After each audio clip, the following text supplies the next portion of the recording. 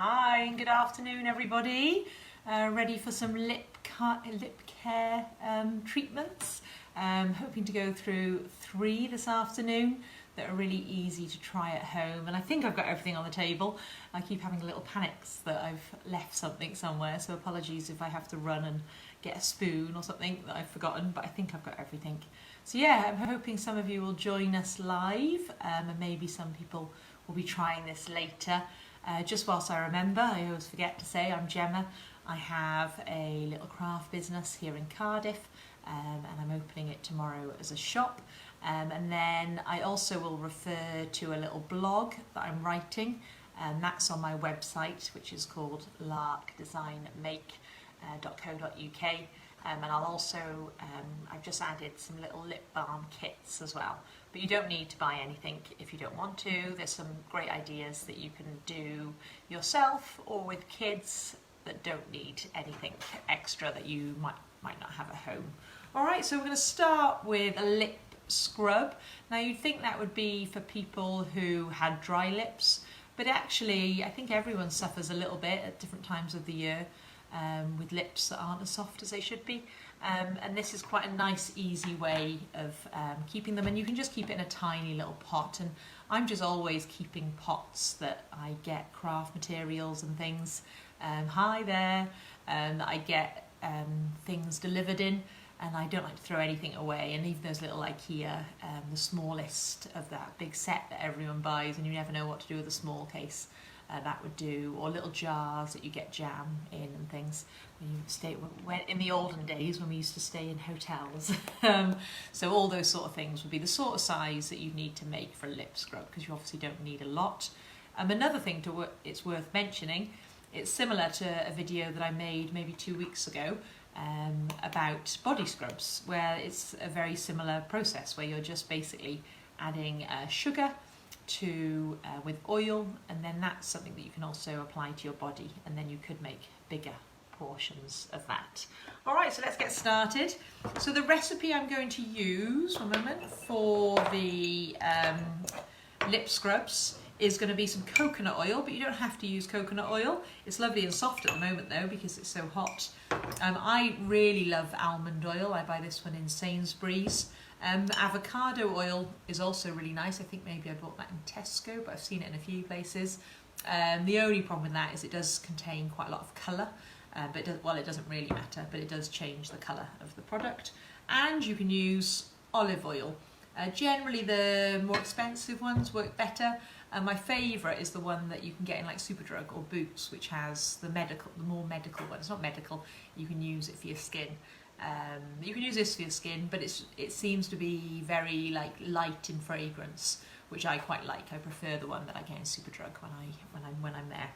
Anyway, so what you're going to do is you're going to take a spoon of your chosen oil, so whatever oil that happens to be, and then you're going to take a spoon of honey.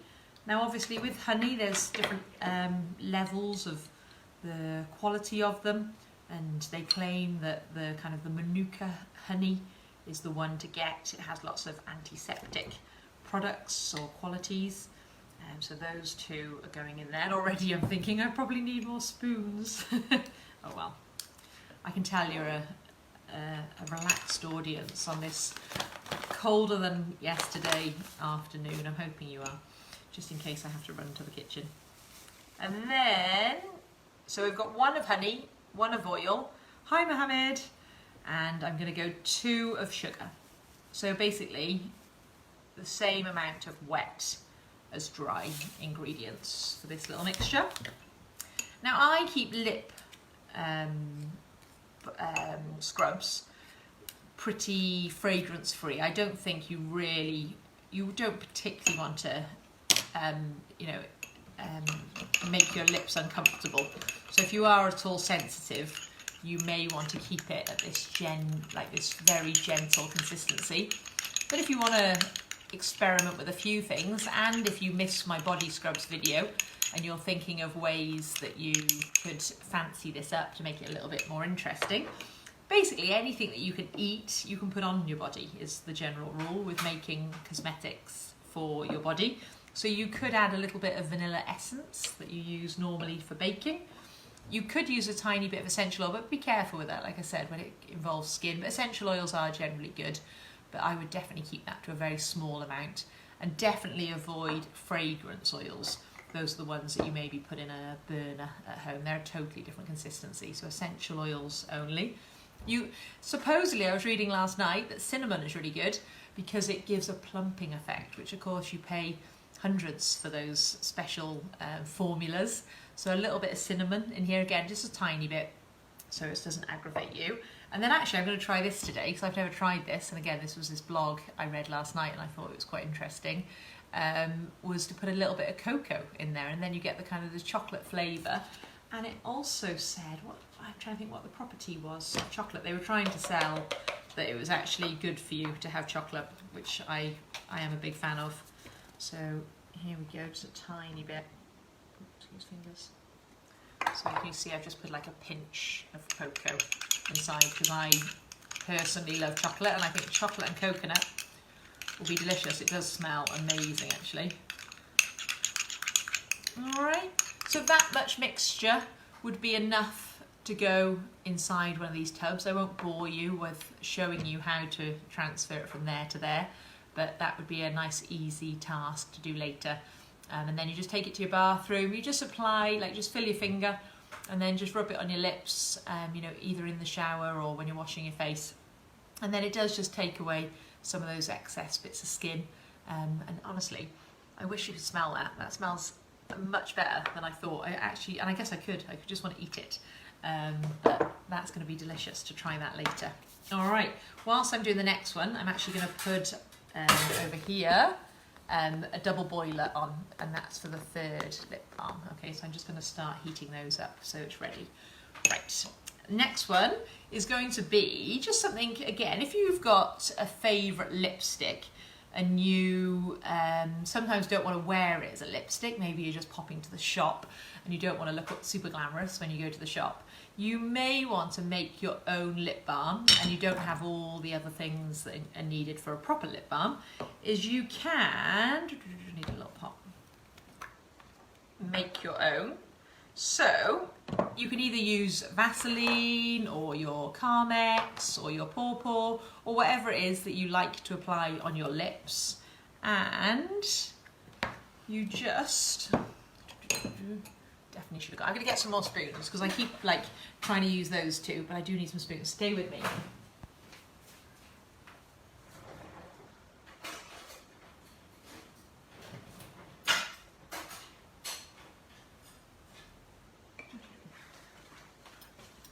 Apologies, I'm back. Okay, this will be a bit easier now. So I'm just taking Vaseline for this one, which I quite like to apply. It's quite a good barrier, but I don't really like that it's clear because I want to always look kind of ready for action. And actually I just spotted this on my windowsill, and obviously it was a boiling hot day yesterday, and then I must have opened my lipstick and it's gone all gross, so I'm not very, you know, that's going to be wasted. The other use is, you know, when you get to the bottom of your favourite lipstick and that little bit on the inside that you're really upset that you can't really use anymore. So you could remove that and apply it to this and make it last a bit longer. So I'm just going to carefully position it so that I know where I want to cut it. And I'm going to cut off a bit. So I've just got a tiny bit that's removed, and that hopefully should have fixed that lipstick as well now. So it's ready to use again. So again, I've just added a small portion. I always like to use a chopstick for stirring because it's a good size. And also it's one of those, chopsticks are one of those things that you buy with good intentions of always eating Asian food with them, and then when you're hungry, all you want is a fork. So I've got quite a few in the cupboard which never get used. And look at that, that is glorious. So it's one of my favourite lipsticks, and now it is a lip balm ready. So it's a much kind of fainter version of its original lipstick, so really handy to have in my bag, and it's ready to, I could even use it as a little bit of blush if I carried that around. Now obviously Vaseline also doesn't smell very nice, it's not that appealing, not as exciting as my other one. So like with all the other scents I just showed you, any natural scent could go inside. If you add something really fresh, let's say like you add some lemon, I know it's a bit random, I'll just heat up on these, then that would reduce the life of it because you wouldn't want the lemon to go off. But these sort of packaged scents, you could use immediately. So I would actually risk putting some cocoa in there if I wanted it to be a bit more brown, because I think then that would make it a nice colour, but I want it to stay this colour. So I think I'm going to go for the essential oil. But like I said earlier, I could also use the vanilla essence and give it a bit of a taste. So with the oil, don't put too much. You don't want to change the consistency, because I do like the consistency of my of the Vaseline. So you wouldn't want to put loads. But there you go. So I'm just mixing the Vaseline in, the essential oil in. And now I have lavender flavoured lip balm or barrier cream in my favourite colour. So I've made a bit of a mess. I'd probably mix it in a different pot and then transfer it to a new pot. But hopefully you've got the idea there with making your own lip balms. And then finally, hopefully this is heated up enough. I'll just move it over one moment. Do let me know in the comments if you have any questions, or if you just want to tell me something.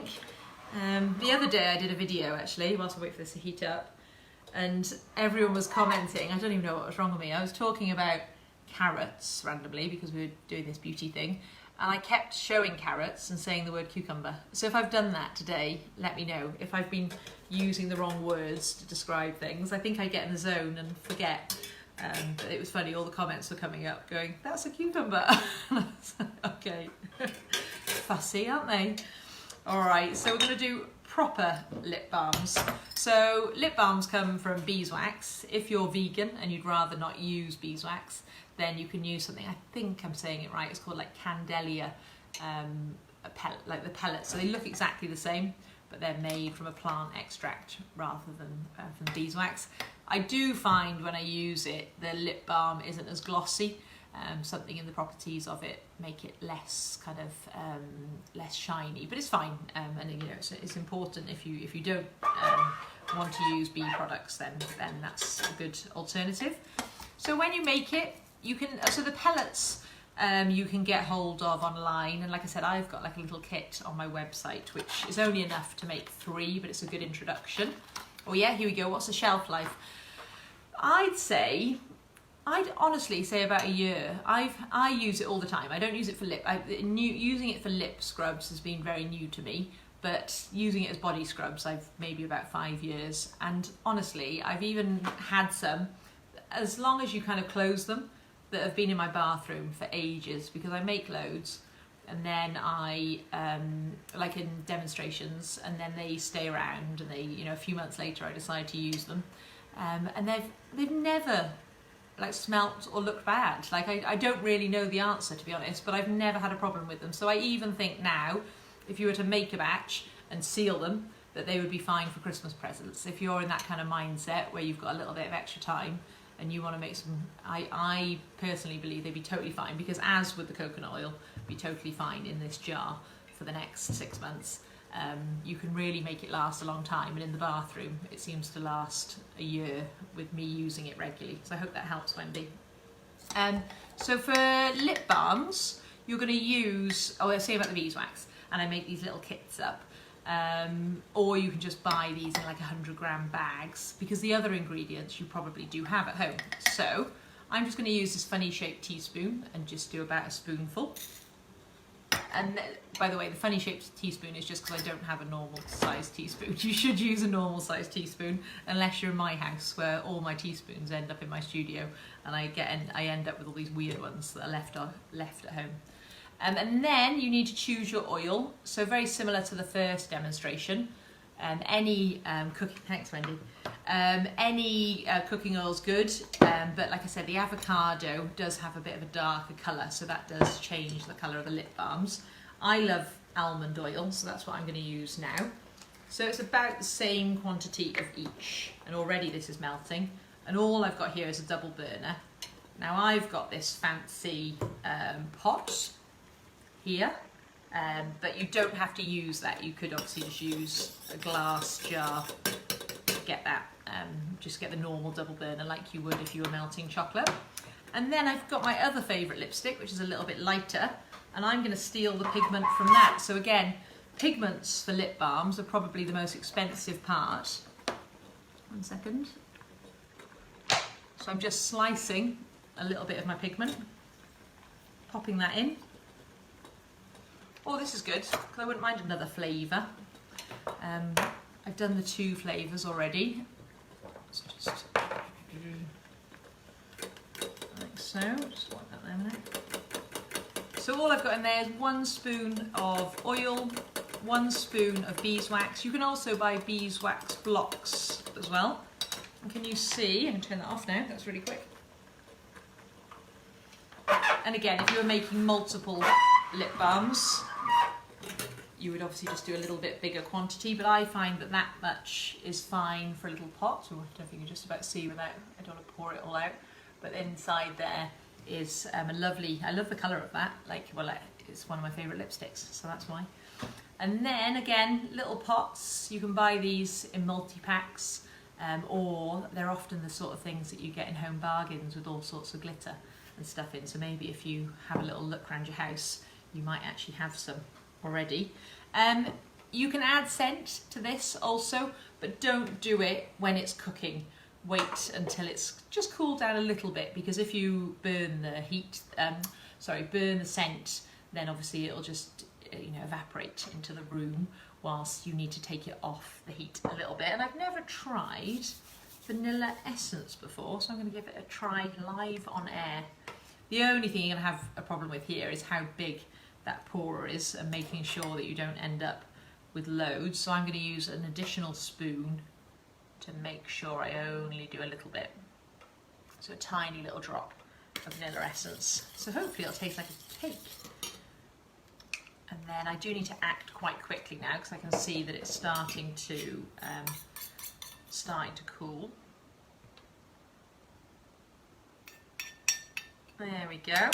And already the bit on the spoon I can see is ready, and I can see it's a nice kind of, see the colour of it? I think that's a really nice, so it's again a favourite lipstick, just a slice of it, and then popped it in a pot, and that'll be ready in about 5 minutes. I can pop the lid on and use that. So yeah, that's kind of it for lip care. So I'm really into these natural products at the moment. I think there's a couple of reasons. 1, because it's so much harder at the moment to shop. 2, because we've got a little bit more time on our hands and we can make some stuff. But actually when you start using them, I rarely use any other products now other than the handmade ones. I find it quite a rewarding experience. If any of you have got kids, it's really good to get in the kitchen. And again, on my website, I've got a whole list of ingredients and their properties. And then in the next couple of days, I haven't finished it yet, I'm going to add a blog with all these ingredients as well. So sorry I haven't done it yet, but you may have heard at the beginning I'm opening my shop tomorrow, so I'm a little bit busy, but it was nice to come on and do this.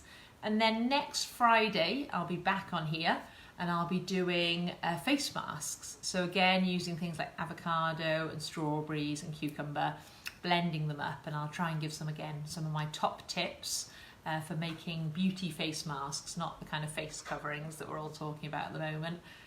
Just a nice way to freshen up our skin, ready for all these lovely summer days. And then about a week or so, or maybe 2 weeks after that, it'll be in the diary, I'm doing hair masks. So same sort of thing, using natural ingredients on your hair, which again is quite useful at the moment where we're unable to go to the hairdressers and our hair might not be in the best condition. So hopefully a hair mask will be able to help.